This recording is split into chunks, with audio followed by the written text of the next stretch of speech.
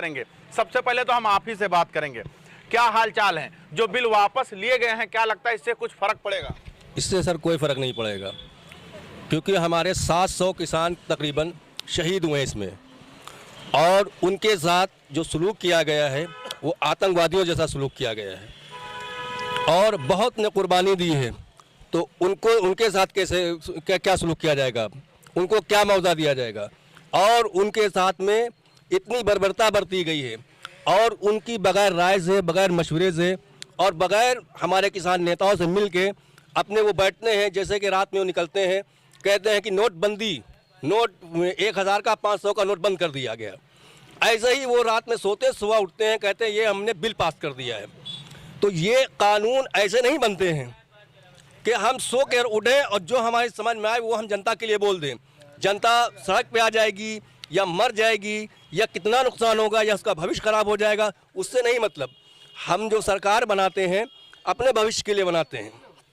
सरकार जो भी बनाई जाती है वो अपने भविष्य के लिए जनता चुनती है और बनाती है, लेकिन अगर सरकार का जो नीति है वो खराब हो जाए तो इसका कौन जिम्मेदार होगा? इसका जिम्मेदार स्वयं सरकार होगी, और जो देश का प्रधानमंत्री है वही जिम्मेदार होंगे, और कोई जिम्मेदार नहीं होगा। क्योंकि जितने भी किसान भाइयों की मौत हुई है, शहीद हुए हैं, तो बहुत अफसोसजनक बात है ये। और हम ये चाहते हैं कि जितने भी किसान शहीद हुए हैं इनको मुआवजा दिया जाए और इनको जो है इनका साथ दिया जाए। लेकिन जो भी ये किया गया है ये बहुत लेट कर दिया है, क्योंकि हमारे 700 भाइयों की मौत हो चुकी है वहाँ के ऊपर। आखिर चुनाव ही जब नजदीक आ रहा है तो धीरे धीरे पेट्रोल के दाम, डीजल के दाम कम हो रहे हैं। अचानक से कृषि बिल कानून को जो है वो वापस ले लिया गया। चुनावी रंजिश तो नहीं है इसमें कहीं?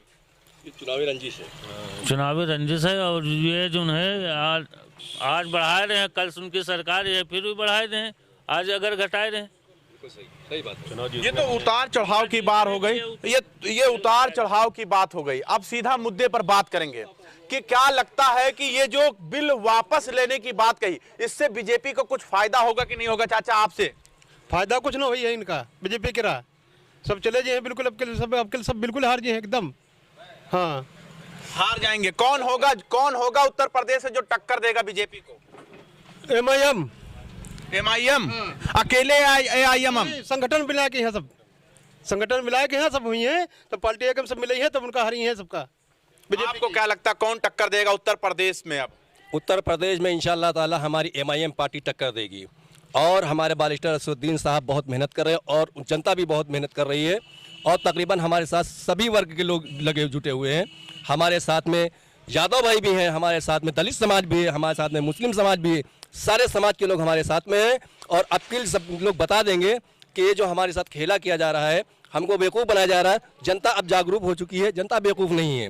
अकेले सिर्फ मुसलमान को राजी करके क्या लगता है उत्तर प्रदेश में CM बनाया जा सकता है? नहीं, अकेले मुसलमान की हमने बात नहीं की, हमने की सारे समाजों की बात की है, और हमारे साथ में सारा समाज है। असदुद्दीन अवैसी वो कहते हैं मुसलमानों एक हो जाओ, मुसलमानों एक हो जाओ। नहीं तो सबसे पहले हम अपने जगह घर में आप सुने होंगे असदुद्दीन अवैसी हर बात पे कहते हैं मुसलमानों एक हो जाओ। लेकिन सबसे पहले अगर हम हैं घर में तो सबसे पहले अपने भाइयों को तो जोड़ेंगे, दूसरे को तो जोड़ेंगे नहीं। पहले अपने भाइयों को जोड़ेंगे, उसके बाद हमारे दलित भाई हैं, हमारे अदर और भी भाई हैं, सबको हम जोड़ रहे हैं और हमारे साथ जुड़ रहे हैं। अभी रामनगर सीट के ऊपर हमारे विकास श्रीवास्तव को टिकट दिया गया है। जो लोग कहते हैं कि MIM जो है सिर्फ मुस्लिम की पार्टी, मुस्लिम कहाँ से पार्टी? 150 आवेदनों में 35 आवेदन ऐसे हैं हमारे हिंदू भाइयों के हैं। और जो लोग कहते हैं बीजेपी के एजेंट हैं, ये तो बताएं कहाँ से एजेंट है बीजेपी के? एक भी सबूत इनके पास है? किसी के पास एक सबूत नहीं निकलेगा। अब तो रामनगर में उनके आने की तैयारी भी हो रही है, पूरी तरीके से सजाया जा रहा है रामनगर को कि ऑल इंडिया मजलिस इत्तेहादुल मुस्लिमीन के राष्ट्रीय अध्यक्ष असदुद्दीन अवैसी आने वाले हैं, लेकिन आने से पहले उनको रोकने की प्रतिक्रिया चल रही है। देखिए, अखिलेश यादव जितनी बड़ी जनसभा चाहते हैं वो कर रहे हैं, और अभी इससे पहले जब अवैसी साहब बाराबंकी आए थे तो परमिशन दे दिया गया था, उसमें यादव लोग जो है रोकने की कोशिश की थी। लेकिन अब बीजेपी सरकार कर रही, इसलिए कि हमारे साथ में सारे वर्ग लोग जुड़े हुए हैं और सब लोग मेहनत कर रहे हैं और सबको हक बात और सच बात समझ में आ रही है। इस लिहाज से हमारा लेवल बढ़ रहा है, और यहाँ की जो उत्तर प्रदेश सरकार है, बीजेपी सरकार है, वो डर रही है, इसलिए हमको परमिशन नहीं दे रही है। 14 में भी अगर बात किया जाए 2017 में 38 सीटों पे आल इंडिया मजलिस इत्तेहादुल मुस्लिमीन ने चुनाव लड़ा था, लेकिन जीत कुछ नहीं हुआ, 2 लाख में समिट गई। तो 2022 के चुनाव में क्या लगता है, कुछ असर दिखेगा? उसका असर दिखेगा, बहुत ज़बरदस्त दिखेगा। हाँ, ज़्यादा दिखेगा। तब इतना जागरूक नहीं था आदमी, समझ नहीं पा रहा था। जब से एनआरसी का बिल आया है तब से मुसलमान काफ़ी जागरूक हुआ है। जब से बिल फाड़ा गया है तब से मुसलमानों को काफ़ी जो जानकारी, जब से असदुद्दीन अवैसी ने बिल को फाड़ा है तब से लोग जागरूक, बहुत जागरूक है। मुसलमान जो है सबसे ज़बरदस्त जागरूक हुआ है। तो आपके हिसाब से मुसलमानों का लीडर सबसे बेहतर कौन है, आप बताइए? असद आपके हिसाब से कौन है सबसे बेहतर मुसलमानों का लीडर? ओवैसी अवैसी। ये क्या पूरा टोटल कुंभा अवैसी का ही है क्या? ये जितने लोग मौजूद हैं सब अवैसी के चाहने वाले हैं, टोटल एक तरफा? जी हाँ, क्योंकि यहाँ से अभी हमने ये जिला पंचायत जो चुनाव हुआ था, यहाँ पर ना कोई पद पे था, ना कोई यहाँ पर कोई लीडर हमारा था, लेकिन फिर भी अल्लाह का शुक्र है सब जनता ने अपनी ताकत से और अपनी मेहनत से और अपने वक्त से और अपने दमखम से वोट दिया था और मेहनत की थी, और हमने ये सीट जिताकर भेजी थी। एक सीट ये जीती है। हाँ बिल्कुल, कुर्सी जो है जिला पंचायत सदस्य जो है यहाँ से बना जी। ये तो मुझे भी पता है। क्या बताना चाह रहे हैं? अभी जो है यहाँ पे लोग कहते थे कि ओवैसी साहब जो है बीजेपी के एजेंट हैं, मिले हुए हैं, लेकिन ये खुद देखें अब कि मतलब बीजेपी वाले इनको खुद रोक रहे हैं। अब ये बताएं कहाँ क्यों बीजेपी वाले इनको रोक रहे हैं? अगर ये मिले हुए होते तो इनको नहीं रोका जाता, छूट दी थी। जितनी भी सभाएं इनकी हो रही, बाराबंकी वाली उसमें रोकने की कोशिश की गई। अब यहाँ रामनगर आए हुए हैं, इनके यहाँ पे रोकने की कोशिश की गई, मतलब अब रोकने की कोशिश। अब ये बताएं क्यों रोक रहे हैं? अभी तो लोग कहते हैं बीजेपी लोग मिले हुए हैं। हाँ, बात तो सवाल तो सही है कि संवैधानिक तौर से देखा जाए तो जो पार्टी है उन्हें अधिकार होता है कि अपने हर राज्य में चुनाव लड़ा जा सकता है, लेकिन एक ओवैसी को क्यों रोका जा रहा है, एक बड़ा सवाल है। क्या कहते हैं, आपको क्या लगता है, बीजेपी साजिश रची है या विपक्ष? विपक्ष और बीजेपी दोनों साजिश कर रहे हैं ओवैसी के खिलाफ। अच्छा, विपक्ष और सत्ता के लोग साजिश रच रहे हैं जी। तो क्या लगता है अकेले असदुद्दीन अवैसी चुनाव लड़ लेंगे? राज भर साथ में थे, वो तो कूद के बीजेपी और सपा में चले गए, तो उनकी पहचान ही कोई नहीं थी। उनकी पहचान ही ओवैसी साहब की वजह से थी। उनको कोई कुछ नहीं जानता था। यहाँ उत्तर प्रदेश में कोई नहीं जानता था राजभर कौन है। राजभर को लोग अब जाने जब से ओवैसी साहब के साथ आए। वो कोई ऐसा बंदा बता दे जो राजभर को जानता हो। वो 3% है, उनको हिस्सेदारी देने के लिए तैयार है। हम लोग 23% है, तो हम लोग को हिस्सा ही नहीं है। मुसलमानों का वोट सबको चाहिए, लेकिन मुसलमान लीडर नहीं चाहिए। मुसलमान लीडर नहीं चाहिए, क्योंकि मुसलमान हक के लिए लड़ता है, हमेशा सबके लिए लड़ता है। वो किसी समाज का हो, किसी के साथ जुल्म ज्यादती होती है, वो किसान भाई हो, हमारे दलित भाई हो, हमारे यादव भाई, सबके लिए मुसलमान खड़ा होता है।